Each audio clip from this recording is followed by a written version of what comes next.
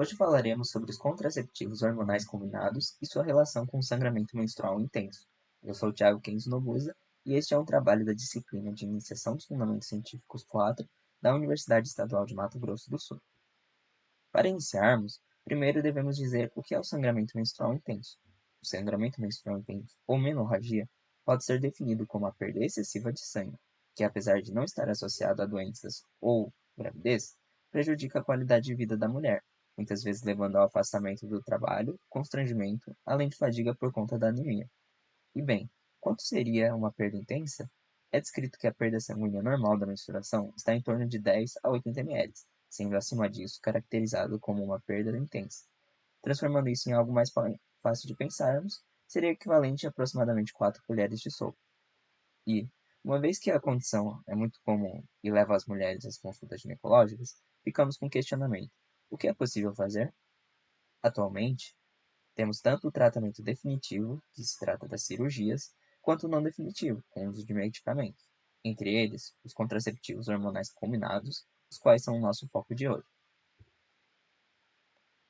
Os contraceptivos hormonais combinados são medicamentos que, como o nome já diz, se baseiam na combinação de um componente estrogênio e outro progestogênio, sendo uma formulação muito comum o estradiol e o levonorgestrel. O principal benefício dessa classe de medicamentos é justamente a contracepção, uma vez que seu uso regular é capaz de impedir a ovulação na mulher.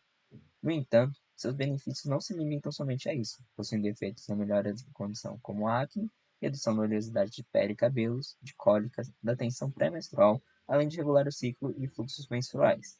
Apesar de seus vários benefícios, também são descritos alguns efeitos adversos, como náuseas, sangramento inesperado, mastalgia, cefaleia, ganho de peso e até mesmo a própria acne, além de possuir complicações cardiovasculares raras, como, por exemplo, o tromboembolismo venoso. Por isso, seu uso deve ser sempre feito sob indicação e acompanhamento com profissionais da saúde. Dito isto, uma vez que o estrogênio e a progesterona são hormônios sexuais femininos liberados pelos ovários da mulher, é possível entender seu mecanismo no sangramento menstrual por meio do chamado bloqueio gonadotrófico, no qual os contraceptivos hormonais combinados agem por meio de feedbacks no dito eixo hipotalâmico, hipófise gonadal, o qual regula os ciclos menstruais e, consequentemente, a menstruação. E uma vez que esses medicamentos realizam o bloqueio desse eixo, não ocorre a ovulação, e isso causa o desenvolvimento de um revestimento endometrial atrófico, ou seja, causa uma diminuição no fluxo menstrual. E bem, o que normalmente é feito com os casos de sangramento menstrual intenso, no dia a dia médico e até antes durante a formação, os profissionais costumam se guiar por bibliografias renomadas no meio médico, tal como é com tratados e livros, ou ainda no que é proposto por diretrizes de grupos e organizações de prestígio, como a NICE, National Institute of Health and Care Excellence, e a Federação Brasileira de Associações de Ginecologia e Obstetrícia, a FEBRASO. E o que dizem essas fontes? Atualmente, é proposto que existem várias formas de abordagem para o caso do sangramento menstrual intenso, sendo elas as hormonais, com estrogênio e progesterona, que são os contraceptivos combinados que discutimos anteriormente, o uso de prostagênio isolado e o sistema intrauterino liberador de levonorgestrel, o DIU. Os não hormonais. Algumas opções propostas são os anti-inflamatórios não esteroidais, AINES, antifibrinolíticos e os análogos de GnRH. Por fim, também há a abordagem cirúrgica, com histerectomia e ablação endometrial, quando indicado. Apesar dessa vasta gama de opções, não é proposta uma abordagem preferencial, exceto pelas alternativas cirúrgicas, com indicações próprias e que devem ser avaliadas de forma mais específica. Dessa forma, então, até certo ponto, não seria errado optar por um ou outro método. No entanto, o que vemos é o uso comum dos contraceptivos hormonais combinados na prescrição desses casos. Por isso, chegamos à seguinte questão: essa é realmente a melhor abordagem? E qual é a evidência disso? Nesses casos, que devemos recorrer à ciência para nos dar uma resposta adequada. Dito isso, para este trabalho foi feito um levantamento nas bases de dados PubMed, Cielo e Cochrane. E, visto que dentro da pirâmide de evidências do meio científico, temos as revisões sistemáticas como primeiro nível de evidência, uma vez que estas se tratam de análises de diversos outros estudos, foi selecionada a seguinte revisão: Combined Hormonal Contraceptives for Heavy Menstrual Bleeding, ou traduzindo, contraceptivos hormonais combinados para o sangramento menstrual intenso. Dentro dela, temos a nossa pergunta de pesquisa, a qual pode ser descrita através do acrônimo PICO. P de população, no caso, a população feminina em idade fértil, com ciclos menstruais regulares e alto fluxo menstrual, sendo de origem fisiológica, o I de intervenção, sendo essas os anticoncepcionais hormonais para uso sistêmico, o C para comparação com placebo ou outras alternativas, e o O de outcome, ou desfecho, que seria a melhora do fluxo menstrual intenso, além da satisfação dos pacientes e os efeitos adversos.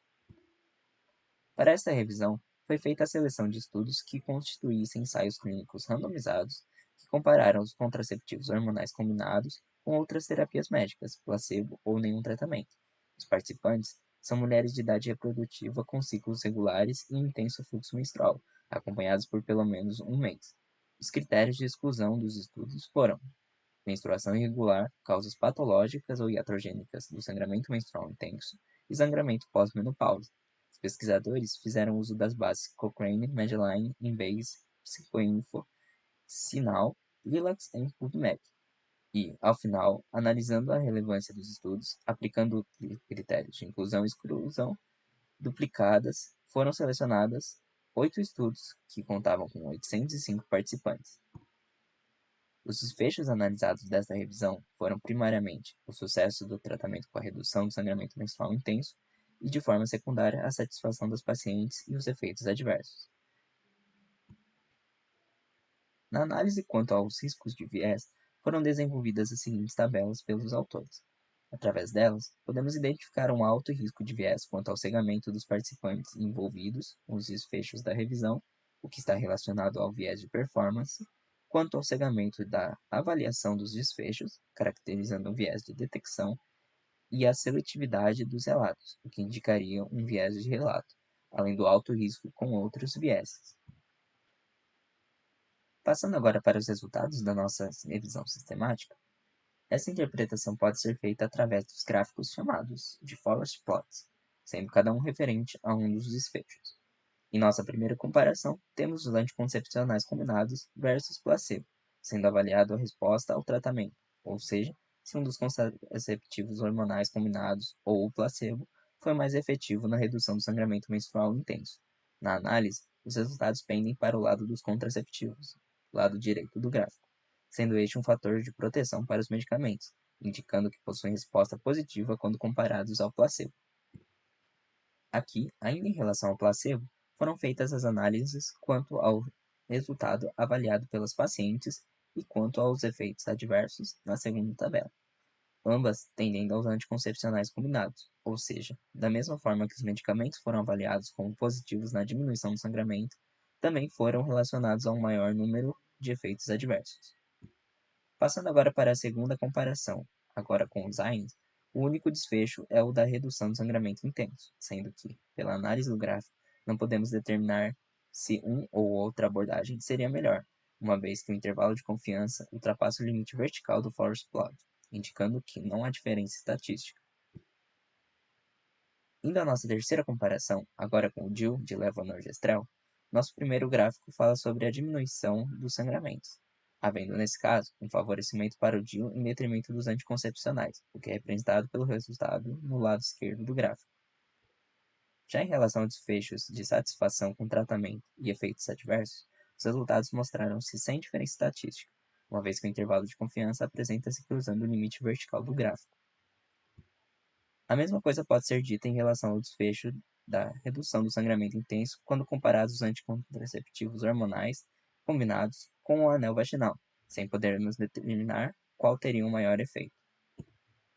Também foi feita a análise de satisfação com o tratamento e dos efeitos adversos ao comparar os anticoncepcionais hormonais com o anel vaginal, chegando-se a um resultado inconclusivo com o primeiro e favorável ao anel vaginal no segundo, ou seja, comparando os dois métodos, houve uma menor recorrência de efeitos adversos com um anel vaginal. Por último, a quinta comparação feita é em relação ao uso de progestágenos isolados, quando comparados aos contraceptivos combinados. Nesta análise, não é possível tirar conclusões quando o desfecho analisado é a redução do sangramento menstrual. No entanto, há um fator de proteção para o uso de progestágenos isolados quando se trata do desfecho de satisfação das pacientes com o tratamento. Nesse ponto, já é possível chegar a algumas conclusões, porém, antes disso, é necessário que saibamos se os resultados que encontramos anteriormente nos estudos são confiáveis. Neste ponto, inicia-se a avaliação externa, a qual, no caso das revisões sistemáticas, é feita através da ferramenta chamada GRADE. O GRADE determina para cada desfecho o seu grau de qualidade das evidências, sendo 4 diferentes: alta, moderada, baixa e muito baixa. Então, analisando os desfechos, quando falamos da primeira comparação, anticoncepcionais combinados com placebo, o primeiro desfecho da redução do sangramento intenso apresenta resultado significante, com um odds ratio de 22,12, intervalo de confiança de 4,4 a 111,12. No desfecho de melhora do sangramento avaliado pelas pacientes, o odds ratio é de 5,15 e o intervalo de confiança de 3,16 a 8,40, constituindo também um fator de proteção para os anticoncepcionais. Já no último desfecho dessa comparação, os efeitos adversos, não há fator de proteção para os anticoncepcionais, apresentando odds ratio de 2,17 e intervalo de confiança de 1,34 a 3,50. Em todos estes, a evidência encontra foi moderada certeza, havendo perda da pontuação no grade por possibilidade de viés de relato, além de influência desconhecida de empresas farmacêuticas envolvidas na autoria das publicações. Na segunda comparação, feita com Lines, tivemos apenas um desfecho, que é o que diz respeito à redução do sangramento intenso menstrual. Nesse caso, não foi encontrada diferença estatística entre as abordagens, além de haver uma certeza da evidência muito baixa, devido à falta de cegamento, ocultação da locação não foi clara e problemas de imprecisão, com um número muito baixo de participantes. Passando para a terceira comparação, o primeiro desfecho diz respeito ao sucesso da redução do sangramento com o anticoncepcional combinado e o DIU de levonorgestrel, sendo favorável ao DIU com odds ratio de 0,21 e um intervalo de confiança de 0,09 a 0,48, apresentando uma evidência de certeza baixa, com perdas por falta de cegamento e não ter sido claro se houve influência financeira nos resultados. Nos dois outros desfechos, relacionados à satisfação e aos efeitos adversos, não há diferença estatística significante entre as comparações, uma vez que o intervalo de confiança de ambas ultrapassa o valor de 1. Esses dois desfechos ainda apresentam uma queda maior de certeza da evidência para muito baixa, pelas mesmas razões do primeiro desfecho, mais redução do nível de precisão, pelos efeitos terem sido mensurados apenas com um teste. Na nossa quarta comparação, com o uso de anel vaginal, os dois primeiros desfechos, de redução do sangramento e de insatisfação dos pacientes, não possuem diferenças estatísticas, com odds ratio de 0,37 e intervalo de confiança de 0,12 a 0,17 e um odds ratio de 38, intervalo de 0,11 a 1,33, respectivamente. Ambas também possuem um nível de certeza estatística muito baixo, devido à falta de cegamento e uso de apenas um teste. Já no último desfecho, relativo aos efeitos adversos, apresenta odds ratio de 5,56, com intervalo de confiança de 1,27 a 24,39, sendo favorável ao anel vaginal. Nesse desfecho, a evidência é apenas baixa, também por falta de cegamento. Na última comparação, o desfecho de redução do sangramento não apresenta diferença estatística entre as abordagens, enquanto que a satisfação é favorável para o uso de progestágenos com odds ratio de 3,28, intervalo de confiança de 1,4 a 7,67. Ambos os desfechos apresentam evidência muito baixa por falta de cegamento, preocupações com viés de notificação, além dos dados serem baseados em um único teste. Então, agora sim, indo para as conclusões, nos perguntamos: os contraceptivos hormonais combinados devem ser usados nos casos de sangramento menstrual intenso? De forma geral, a resposta é sim. Quando comparados ao placebo, percebe-se nítida a efetividade dos medicamentos, com moderada certeza da evidência, ou seja, é provável que o verdadeiro efeito esteja próximo da estimativa do efeito. No entanto, devemos fazer algumas observações. Quando comparado ao uso de outros métodos, a evidência ainda é baixa ou muito baixa, ou ainda não há diferença estatística das evidências atuais, sendo cedo para tirar conclusões e necessário mais estudos sobre o tema. Ainda, em comparação com o DIU de levonorgestrel, há evidência de que este seja superior na redução dos sangramentos. Outro ponto é sobre os efeitos adversos, os quais faltam evidências, qualidade de evidência e estudos mais precisos. Entretanto, Nos resultados apresentados de forma geral, o uso dos anticoncepcionais hormonais combinados leva a mais efeitos adversos do que os demais métodos. Por fim, algumas considerações que são citadas pelos autores dizem a respeito da necessidade de mais estudos, além de algumas peculiaridades e cuidados, como, por exemplo, o maior tempo de acompanhamento para a devida avaliação, como é o caso do DIU de levonorgestrel, o qual possui tratamento com ciclo de vida médio de 5 anos.